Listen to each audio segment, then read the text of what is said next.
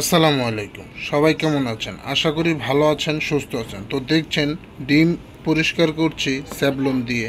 তো স্যাভলন দিয়ে ডিম পরিষ্কার করলে ডিমের গায়ে যেই ময়লা থাকে, জীবাণু থাকে, তা বের হয়ে যায়, ধ্বংস হয়ে যায়, ডিমগুলো ভালো থাকে। তো দেখেন পানি দিয়ে ধুচ্ছি, ধুয়ে পরিষ্কার একটা জায়গা রাখছি। এখন মুছতে আনছি, গামছা দিয়ে ভালো করে গায়ে লাগা পানিটা মুছবো, মুছে আরেক জায়গায় রাখবো। দেখেন মোছা হয়ে গেছে সব। এখন পলিথিনে ভরে রেখে দেব। এই যে রাখছি।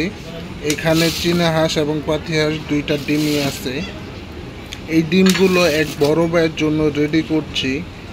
সে আমাকে গত 2 দিন আগে ফোন করে বলেছিল ডিমগুলো রেডি রাখতে। আজকে রেডি করলাম। দেখেন ডিমগুলো একবারে অর্গানিক। আসসালামু আলাইকুম গাইস, আজকে এক শ্রদ্ধেয় বড় ভাইয়ের জন্য ডিম রেডি করলাম। সে টঙ্গী স্টেশন থেকে এসে ডিম নিয়ে গিয়েছে। তাকে 23টা চীনা হাঁসের ডিম এবং 9টা পাতি হাঁসের ডিম দিয়েছি। তো 22টা ডিমের টাকা নিয়েছি চীনা হাঁসের, একটা গিফট করেছি। আর পাতি হাঁসের 9টার দামে 8টার দাম রেখেছি, একটা গিফট করেছি। 985 টাকা আসে, 1000 টাকা দিল। আলহামদুলিল্লাহ। 15 টাকা বাড়াই দিয়েছে।